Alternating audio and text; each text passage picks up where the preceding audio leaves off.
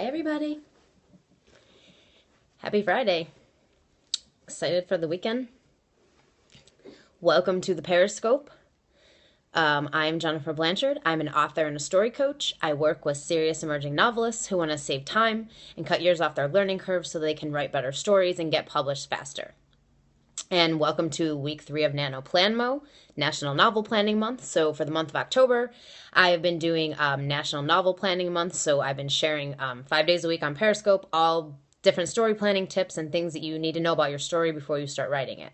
For anyone participating in National Novel Writing Month, which starts next Sunday, November 1st, these tips will help you to create a good plan for your story so that way you aren't sitting down November 1st and just writing by the seat of your pants, because that's a pretty disastrous way to do things. So anyhow, so welcome to the Periscope.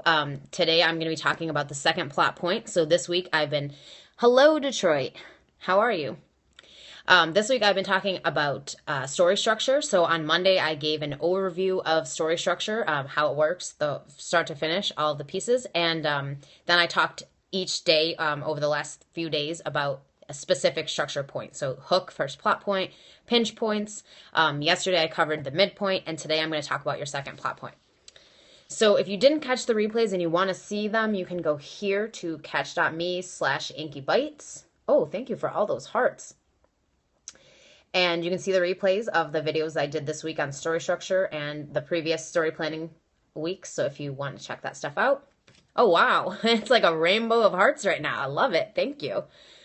All right. So today I am covering second plot point. So what is the second plot point? So the second plot point is the last piece of story structure in your story. So it's that final structure piece before we go into resolution mode, which is, the ending of the story, wrapping up all the story threads and giving us a resolution at the end.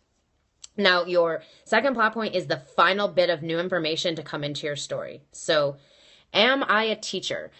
In some ways, I think I am a teacher, yeah. So I call myself a story coach, but I teach people about story structure and how to write novels that sell and how to write novels that are worth publishing. And I talk a lot about different story planning topics and writing novel topics. So in some ways, I guess you could consider me a teacher. But officially, I do not have like a teaching degree or anything. What is my favorite novel of all time? It's called Confessions of a Shopaholic. They made it into a movie a few years ago. Actually, the movie was a combination of the first 2 books in that series. But I just really love the first one because the character is amazing and the author she's just my favorite. I love her. So I write love stories. I like to read love stories. That's what I'm all about.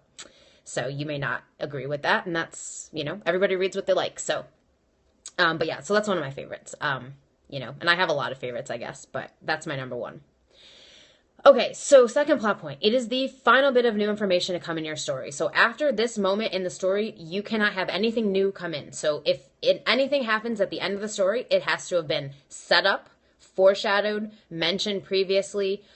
It cannot just be new coming in at the end. So that's a big mistake that newer writers make is, thinking about the twist ending. So, you want to have a twist ending and you think, okay, I'm going to, you think it's this person the whole time and then you find out the killer is really somebody else, which is fine as long as it was set up somehow in the story so that it doesn't come in at the end as new information. You never want your reader to sit there and be like, what? Where did that come from?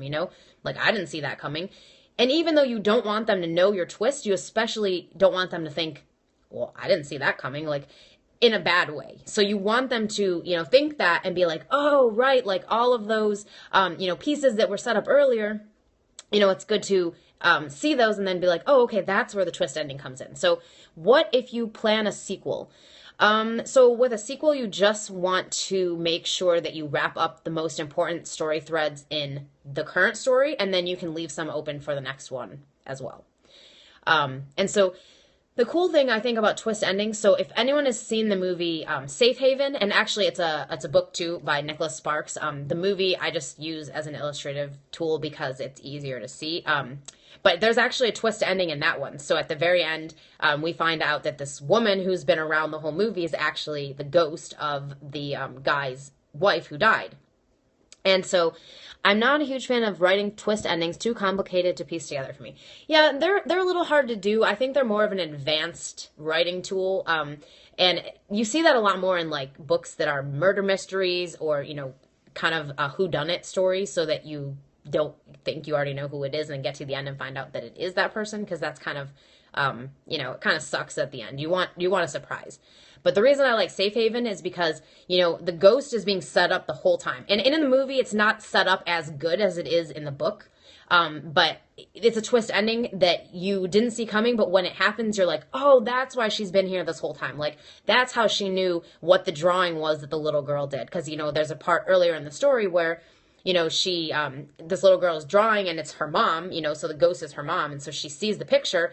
No one else knows what it is, but she knows because it's her daughter. But you don't catch that. You just think, oh, she guessed what it was, So, twist endings suck. It's usually all a dream or something like that. Well, that's just bad storytelling. So if that happens, that's just bad storytelling.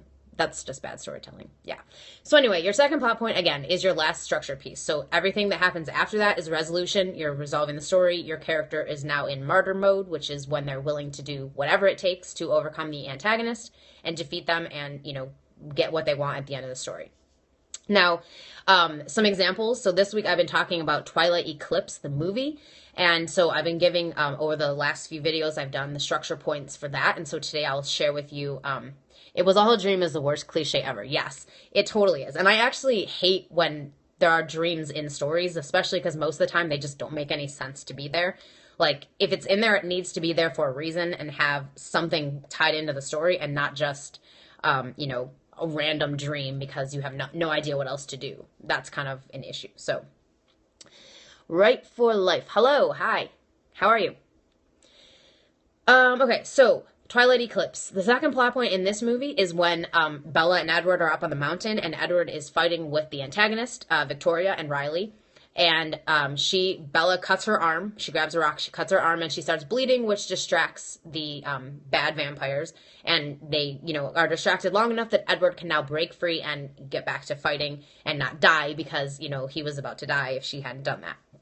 And the cool thing about the second plot point, and the reason that it's one of my favorite structure moments, is because there is, and this isn't true in every story, but most stories, there is an all hope is lost lull right before your second plot point hits. So, and that's what makes it easy to recognize, especially in a movie, because it's that moment in the movie where you think, oh shit, like this person's done. Like there's no way they're getting out of this. They're totally screwed. And then something happens and that's the second plot point. And that, propels them back into being this hero and they're able to now take action. So as an example, so in Twilight Eclipse, right before Bella does this, when she grabs the rock and cuts her arm, right before she does that, the all hope is lost lull happens. We see Edward is fighting with Victoria and Riley. She has him in a headlock. So basically, we know if we follow the stories, vampires in headlocks basically means they're about to die. So we know this. And so we see this happening. And so that's your all hope is lost lull. You think, oh, if he dies, Bella's totally screwed because there's no way she's going to be able to fight off two vampires. It's not going to happen. And so we know that if he dies, she's going to die too. So that's kind of that all hope is lost lull where we think, oh, is this over? And then she remembers something that happened earlier in the story. She was told this story about the Indian woman who, saved the tribe by doing something very similar, stabbing herself, drawing blood, distracting the vampire, etc. So she grabs a rock and cuts her arm. And then Edward's able to break free and defeat the antagonist. So that was your second plot point moment. Another one that I really, really like is in the movie Insurgent. So that's part 2 of the Divergent series. And this is the movie I'm talking about. I don't know if the plot points in the book sync up to this. I'm assuming they probably do, but I haven't read the book. So, but the movie, the second plot point is when we basically find out that Peter, who was kind of a bad guy sort of in the story, he has shot Triss up with something that made her look like she died. So the all hope is lost lull happens right before that. So we see her hooked up to all the wires and she's trying to do the final sim that she has to do to open this box. And she dies, or we think she dies. And she's, there and they say test subjects. Triss is no longer viable. And, but the protagonist usually doesn't die. So it's kind of feels lackluster sometimes. Yeah, I mean, like I said, it's a common thing. People are used to it now. They expect it a lot of times where they know the bad, And then that's kind of how you can recognize it. As a storyteller, it's an easy way to recognize your second plot point is, okay, there's a moment where everything feels lost. You know, we feel like this is never going to work out. And then something happens right after that. Second plot point. So that's a really good way to identify it. I like to just kind of think of it as, it makes my job easier because when I study stories and when I, you know, kind of try to find out structure of movies, it helps me identify the moment and know for sure that that's what it is. So anyhow, so, you know, we think Triss is dead. They take her away, they put her in this bed, and we all think she's dead. And then For's freaking out, and he thinks, you know, she's gone. He doesn't know what to do now. He's just freaking out. And then Peter says, you know, hey, do that thing you do, and he knocks the guards out. And then she's waking up as this is happening. And so he tells them, I shot her up when she was freaking out about you. I shot her up with this stuff that caused her to, you know, be pretend dead, basically, so that he could help her escape. And so that was your second plot point, because now she's back to life. She's, everybody thinks she's dead. And so they're not looking for her. They're not, you know, going after her anymore. They just think she's dead. And so now she has the ability to escape, get away, and go and get rid of the antagonist, which she kind of does. So would this same mindset work for erotica? I'm not sure what you mean by mindset. Structure points, yes. So story structure is the same regardless of what type of story it is. All the points are the same. They're general. So yeah, okay. So story structure. Again, if you didn't catch the replays, if you go here, catch.me/inkybites, all of the videos are up from this whole week. And it's starting with story structure 101, which kind of walks you through all the structure points. And then there's videos going through each point on its own and kind of explaining more and giving an example. And so that will kind of help. But yes, all stories, whether it's a movie, whether it's a novel, or rather it should, if it's, you know, best-selling novels especially, but ones that have been traditionally published, they all follow the same structure. So it's general structure, you know, starting out, you have a hook, you have your first plot point, you have your pinch point, you have your midpoint, second pinch point, and then you've got your second plot point, which is your final moment. So if anyone has any other questions about second plot points or anything about story structure, put them in the chat box now. Otherwise, I'm going to wrap this Periscope up.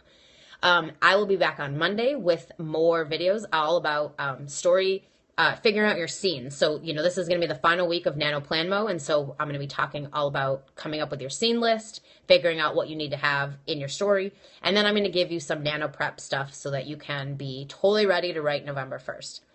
Now, if you are doing Nano and you haven't done your story plan yet, or you're thinking about it, but you haven't quite gotten there, I'm actually doing something on Sunday. So this Sunday, October 25th, I am hosting the very first National Story Planning Day.